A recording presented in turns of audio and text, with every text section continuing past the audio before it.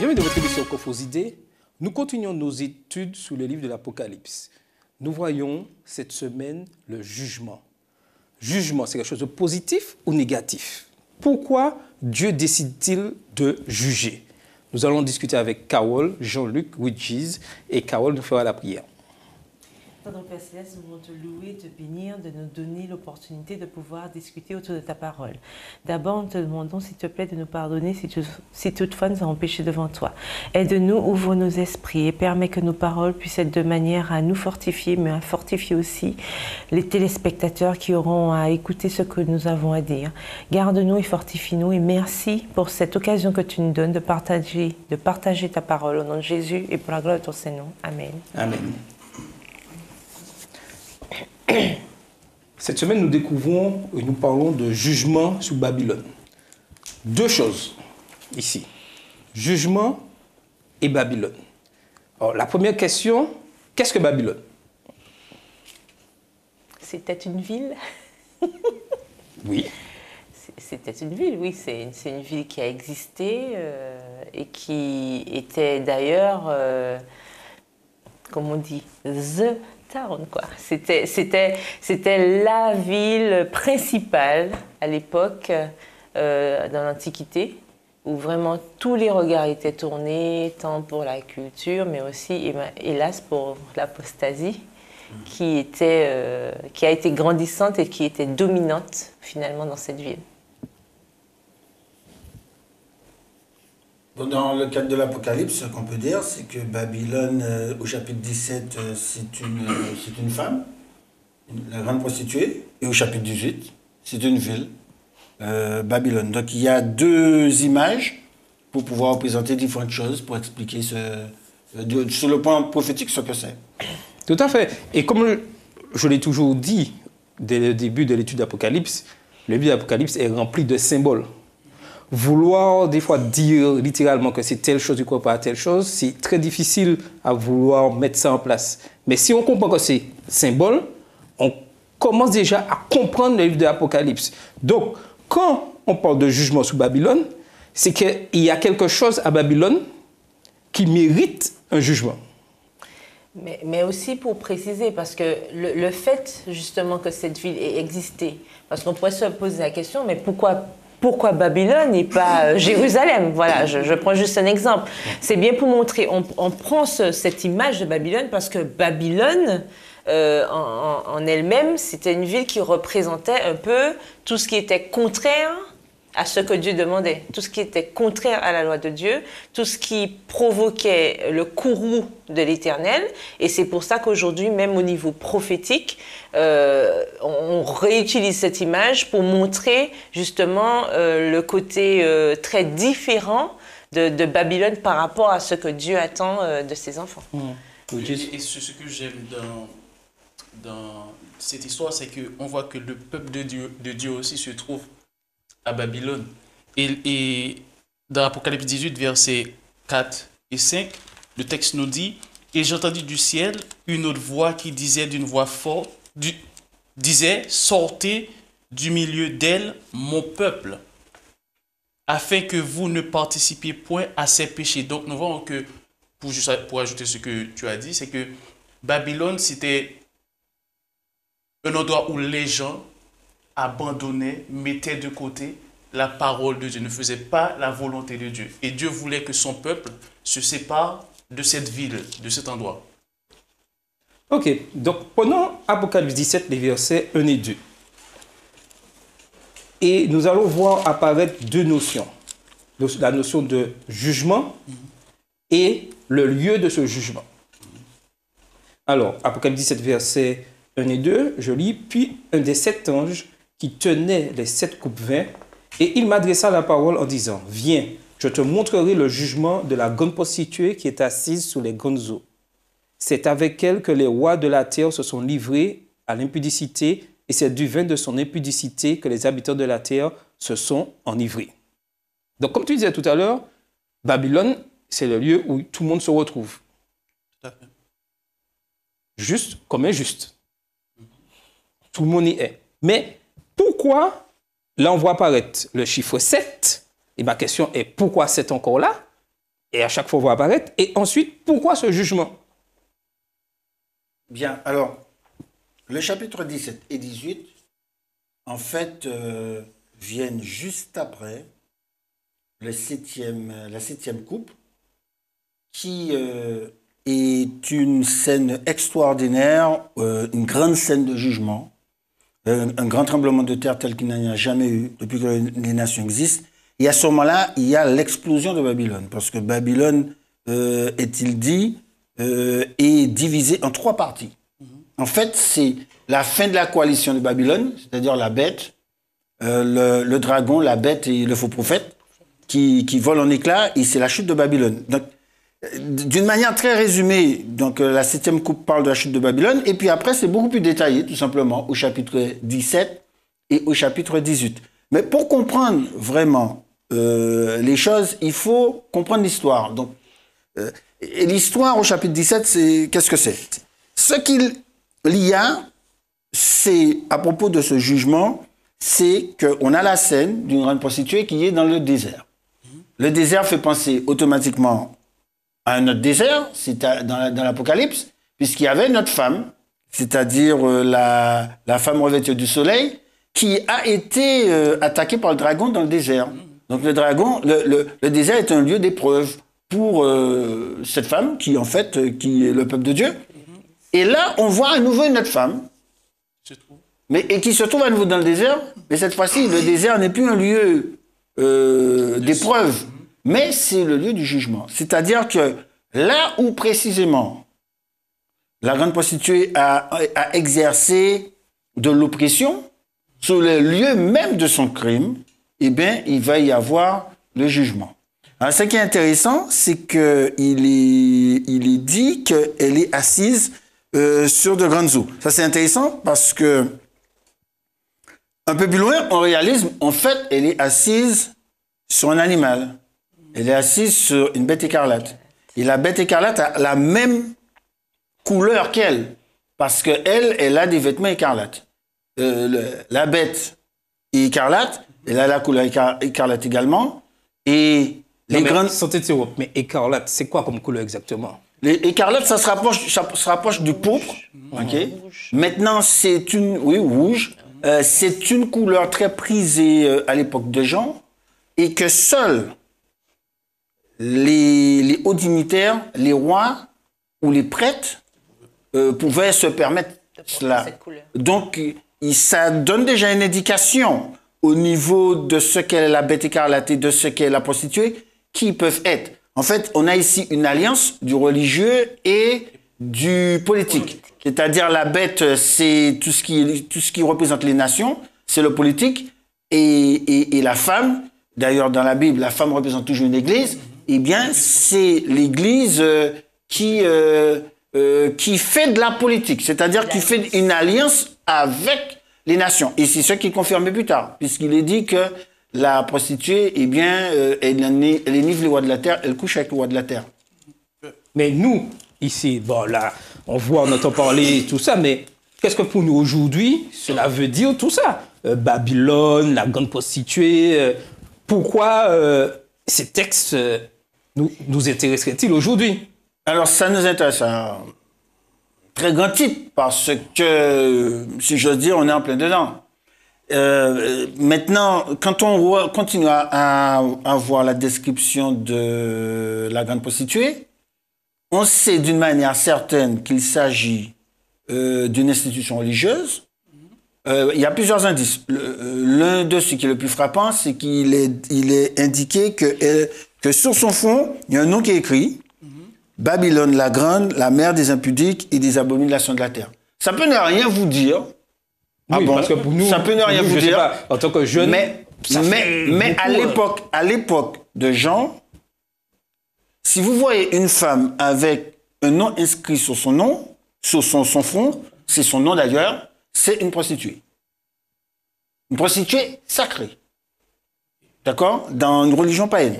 Donc, on comprend tout de suite. Mais il y a aussi un contraste qui est établi avec le grand prêtre israélite, qui a aussi quelque chose qui est inscrit sur son front.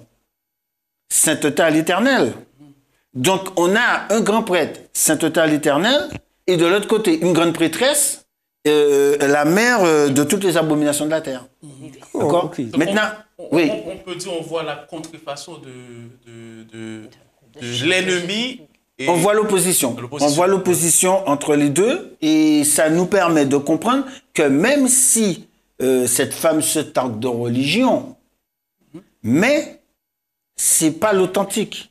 C'est pas, si j'ai envie de dire, on n'a pas là affaire à une entité religieuse qui suit vraiment le message de la Bible. Donc si je comprends bien, oui, Carole, vas-y. Et je voulais juste ajouter par rapport à ça, pour revenir à ce que tu disais tout à l'heure, Jean-Luc, c'est que la Babylone, on voit bien que pour aujourd'hui, ça pourrait représenter le monde, puisqu'on a bien vu que cette femme qui est assise sur les eaux, d'accord, donc aujourd'hui, ça correspondait au monde. Ce n'est plus une simple ville, mais c'est le monde. On comprend que c'est une structure, en fait, c'est une façon de penser, c'est un système qui s'installe au fur et à mesure, et ce système sera tellement insidieux que ça va même toucher le côté religieux, qui, en général, on voit bien que ce qui est dans le monde ne doit pas s'apparenter à ce qui est religieux, mais on voit bien que là, il y a un mélange malsain entre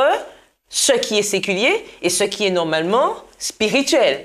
Et là, à ce moment-là, on comprend bien que ça devient dangereux, puisque tu demandais qu'est-ce que ça peut rapporter pour nous aujourd'hui, mais c'est très important, comme il disait, parce qu'on voit que insidieusement, le monde va commencer à aussi rentrer dans ce qui est religieux. Donc, il n'y a pas vraiment de barrière. Et si on n'est pas prudent, si on ne fait pas attention, on se laisse vite glisser dans des choses mondaines sous la coupe de la religion. Donc, ce qui est religieux peut, enfin, on va tomber dans de l'apparence, puisqu'on disait que ce ne serait pas de bonne loi, ce n'est pas quelque chose de vrai.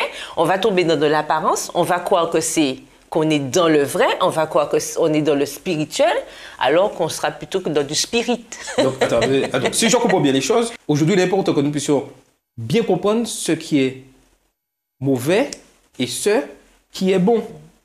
Car, je dirais, d'après ce que je comprends, la frontière est très mince. Et si on ne fait pas attention, on risque de facilement glisser du mauvais côté. Oui, alors il y a quand même des balises dans la parole de Dieu. Et le danger, ce que l'on appelle la prostitution spirituelle dans la Bible, c'est le mélange des genres entre le spirituel et le profane, le temporel. Il y a un danger lorsqu'on cherche lorsque l'Église, tout ce qui constitue le peuple de Dieu, cherche à s'allier avec les puissances terrestres. Et lorsqu'il se place sur ce terrain-là, eh bien, à ce moment-là, elle se dénature. Et concrètement, aujourd'hui, qu'est-ce que nous constatons? Nous voyons de plus en plus certains politiciens qui font de la religion ou qui font des allusions à la religion, et nous voyons aussi des hommes religieux qui vont entrer sur le terrain politique. Et ce mélange-là, alors il n'est pas encore complètement établi, mais d'un côté et de l'autre, on assiste à des rapprochements. Pourquoi? Parce que de l'un et de chaque côté, on se dit, voyons en quoi ça peut nous bénéficier. Vous pouvez, par exemple, imaginer, un homme politique se dit, dans tel ou dans tel pays, il y a une majorité de chrétiens, par exemple. Si ces personnes votent pour moi, eh bien, je suis élu. Donc, il va tenir un discours qui va être un discours religieux, où il va accorder certains bénéfices à ces chrétiens. Et en faisant cela, eh bien, il va y avoir un glissement, des compromis qui vont se faire par rapport à ce que la parole de Dieu présente. Donc, il y a ce danger contre lequel, tout au cours de l'histoire d'Israël en particulier, Dieu a lancé des avertissements très pertinents, très sévères par rapport à ça. Oui, oui, Jesus. C'est très, très important. On a vu, on a l'exemple d'Abraham. Il y avait une famine à Canaan, là où Dieu voulait qu'il soit. Et parce qu'il y avait cette famine, il a décidé d'aller à Babylone, là où Dieu ne l'a pas envoyé. Donc, pour nous, qu'on puisse connaître ces choses, ces balises, il faut qu'on passe du temps dans la parole de Dieu. Et si on ne passe pas du temps dans cette parole qui nous révèle les plans de l'ennemi, on ne peut pas discerner les plans de l'ennemi sans la parole de Dieu. Donc c'est très important pour nous, nos jeunes, les membres d'église, de passer du temps dans cette parole afin qu'on puisse résister quand ces moments difficiles arriveront. Et si je comprends bien tout ce que vous me dites, il est important que l'argent, l'éducation, les divertissements ne prennent pas le dessus sur Christ. Parce que si je laisse ces choses prendre place, je perds mon contact avec Christ. Et si je perds mon contact avec Christ, je m'associe automatiquement à la prostituée. À l'autre, oui. De manière insidieuse. Il n'y a pas de milieu. C'est soit je suis Christ, soit je suis l'ennemi. Mais là, nous continuons à voir, dans l'étude dans Apocalypse 17, et surtout au verset 3, on voit apparaître la notion de prostituée et de bête. Encore des symboles. Et qu'est-ce que ça symbolise? Alors bon, on vient de l'expliquer, c'est l'alliance du politique et du religieux. Mais je vais poursuivre un petit peu plus loin parce que sur la bête écarlate, il y a encore d'autres symboles puisque sur la bête, il est représenté 7 têtes et 10 cornes. La bête écarlate étant politique, donc les cornes sont principalement politiques. Bon. Mais ce qui est frappant, c'est les termes qui sont utilisés. Parce qu'il est dit au verset 8, la bête que tu as vue était et n'est plus. Elle doit monter de l'abîme et aller vers la perdition. Donc, la bête, elle existe à un moment donné, elle disparaît, elle réapparaît. Et en ce qui concerne les cornes, c'est la même chose. C'est-à-dire, on a 5 cornes qui étaient, il y en a une qui est, donc à l'époque de l'apôtre Jean, et puis il y en a une qui n'est pas encore et qui arrive, et puis après qui disparaît, et puis qui réapparaît.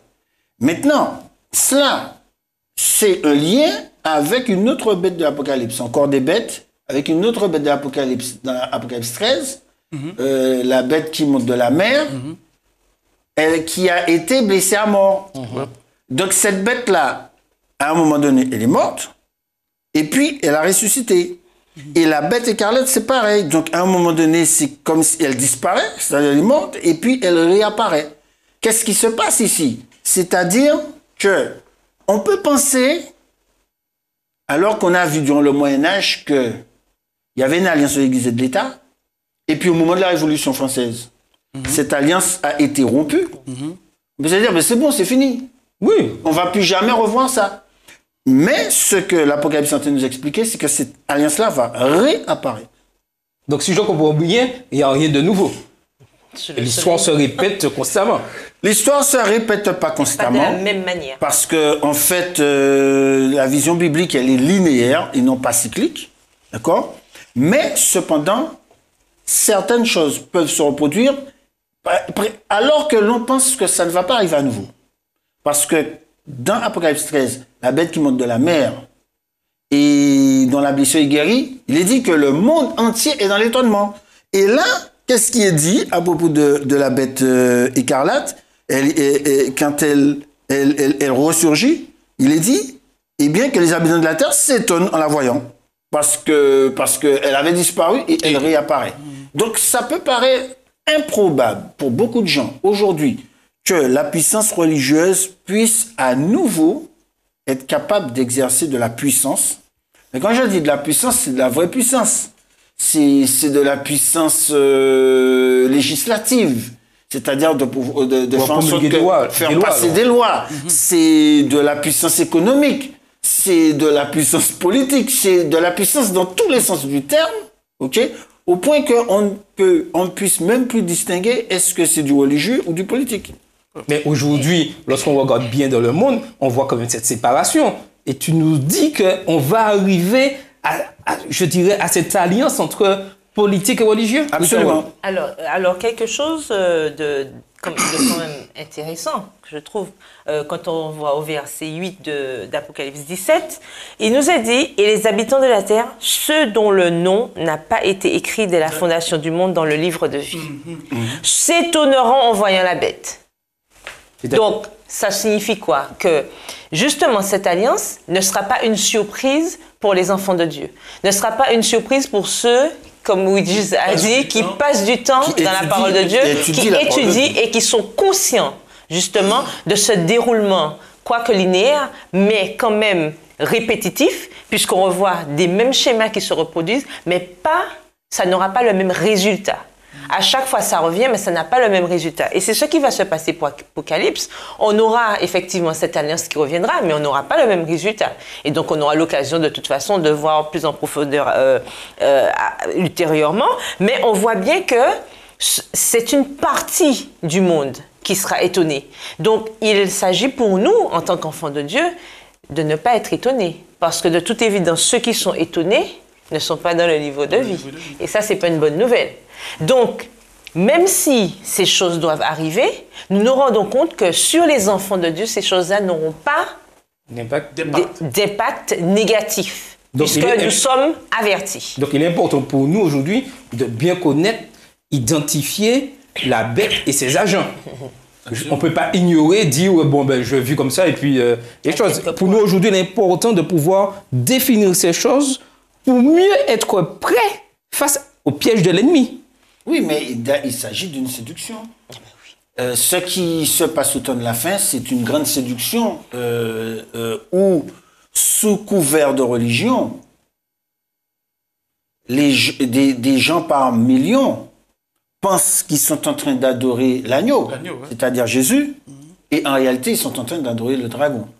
Le dragon ne se présente pas directement, mais il utilise des agents.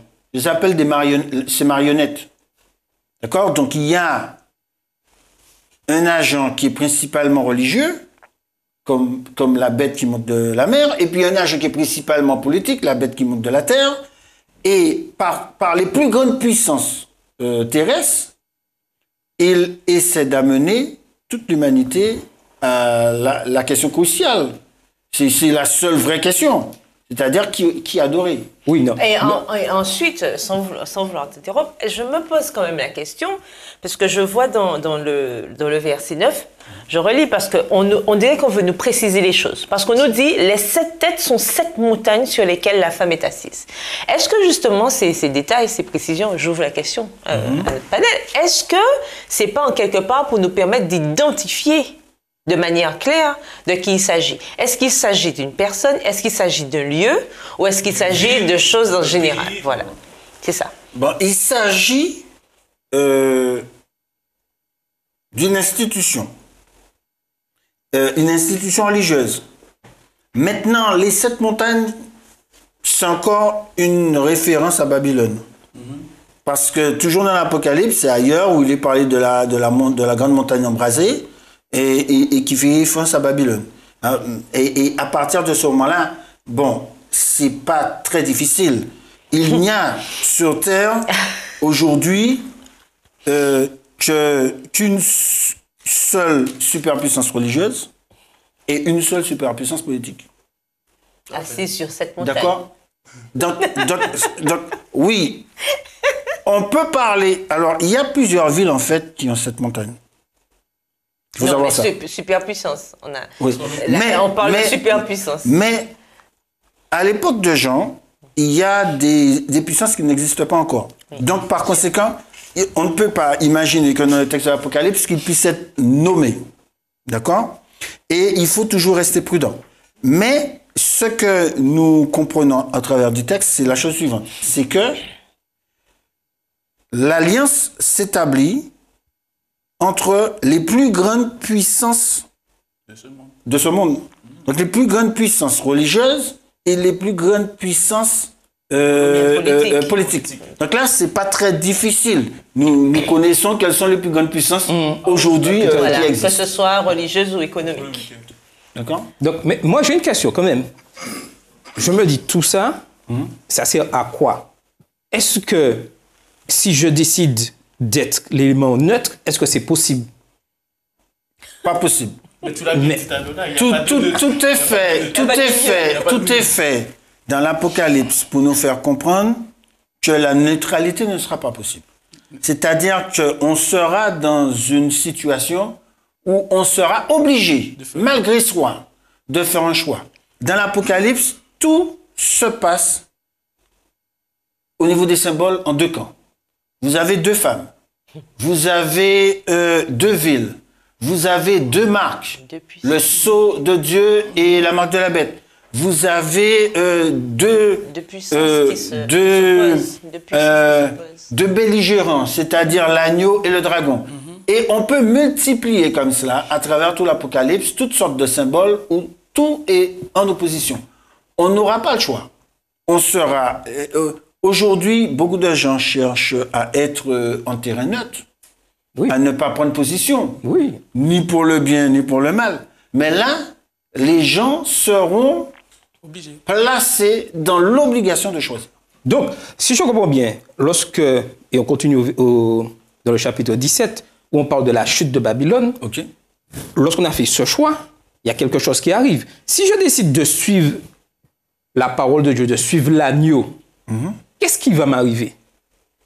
Est-ce que je serai en paix, tranquille, attendant l'événement facilement, ou j'aurai à faire face à des difficultés, à de l'oppression, et que je devrais vraiment m'accrocher à la parole de Dieu pour pouvoir résister? En fait, notre choix va dépendre de notre relation avec Dieu. Si on a une bonne relation avec Dieu, donc on va continuer dans cette même dynamique de choisir, de tenir bon, peu importe les difficultés, de la même manière qu'il avait délivré les 3 Hébreux, nous serons sûrs et certains qu'ils viendront nous délivrer. Qu'il viendra nous délivrer. Donc, et c'est pourquoi, pendant que ces moments ne sont pas encore arrivés, que nous devons cultiver cette relation intime avec Dieu. Donc, quand ces moments arriveront, nous allons faire comme les 3 Hébreux, de dire, peu importe s'il me délivre ou pas, je vais rester fidèle à mon Dieu. Donc, notre choix dépendra où on sera. D'accord, mais quand je vois le livre d'Apocalypse, quand je vois le chapitre 17, je me dis que Dieu est quand même au contrôle de toutes choses. Amen. Et que même si ces enfants se retrouveront en difficulté, puisqu'il y aura une persécution, ça ne sera pas facile, mais Dieu contrôle les choses. Oui, Dieu contrôle. En plus, il y a un verset qui est très clair, au chapitre 17, au verset 14, il dit, ils combattront contre l'agneau, c'est-à-dire toute la coalition du mal, et l'agneau les vaincra, parce qu'il est le Seigneur des seigneurs, le roi des rois. Il les appelés, les élus et les fidèles qui sont avec lui les vaincront aussi. Dans l'Apocalypse, si j'ose dire, il n'y a pas de suspense. On sait d'avance qui a gagné. Qui a gagné, ouais. Dans l'Apocalypse, et c'est très important de comprendre ça, Tout à fait. c'est que Jésus a déjà gagné. Voilà. Avant le combat, ou quoi que ce soit, Jésus a déjà gagné. D'ailleurs, on peut s'étonner de l'audace du mal, du diable, de tenter quelque chose, parce qu'il lit dans l'Apocalypse sa défaite. Il n'y a pas de suspense. On sait qui a gagné. Et si on se met du côté du gagnant, il n'y a pas de doute, on gagne aussi. Donc, bien entendu, le diable est en colère, et il est déchaîné, et il sait qu'il a peu de temps. C'est ce que moi j'appelle l'énergie du désespoir. Donc il fait tout, il va jeter tous ses derniers efforts dans la bataille. Tout à fait. Mais le peuple de Dieu sera protégé. C'est pour ça qu'ils recevront le sceau de Dieu. Et on n'aura rien à faire. La seule chose qu'on a à faire, c'est de regarder Dieu agir. Tout à fait. C'est fidèle à ses ordonnances. Absolument. Maintenant, cette coalition, c'est une coalition des vaincus. Et évidemment, vous savez, dans la Bible, c'est jamais bon signe. Quand vous voyez que les nations se rassemblent, à commencer, je dirais, à la tour de Babel, c'est jamais bon signe. C'est toujours pour se rebeller contre Dieu, c'est toujours pour pouvoir mener une lutte contre la vérité. Mais, à chaque fois, on voit la fin. À chaque fois, ce sera la défaite cuisante. C'est vrai que le temps passe. Oui, En fait, et puis on va conclure. J'ai une question, c'est est-ce qu'on peut comparer ce qui se passe dans le livre de l'Apocalypse et ce qui se passe dans Daniel avec les 3 Hébreux? Bien entendu. Le roi leur demande d'adorer la statue. Oui. Donc, est-ce qu'on peut comparer ça? Bien sûr, on peut, puisque l'expression l'image de la bête fait référence directement à l'image, parce que c'était ça, auquel on demandait aux 3 Hébreux de pouvoir adorer. Donc, maintenant, de la même manière qu'ils ont refusé de se prosterner devant cette image-là, eh bien, les vrais enfants de Dieu feront la même chose. Ils refuseront de se prosterner devant l'image de la bête. Donc, si je comprends... Oui. Il y a quelque chose rapidement d'intéressant parce que ce que je trouve un petit peu... qui m'a toujours fait sourire dans cette histoire des amis de Daniel, donc les 3 Hébreux, c'est que malheureusement, ce roi avait oublié qu'il n'était que la tête.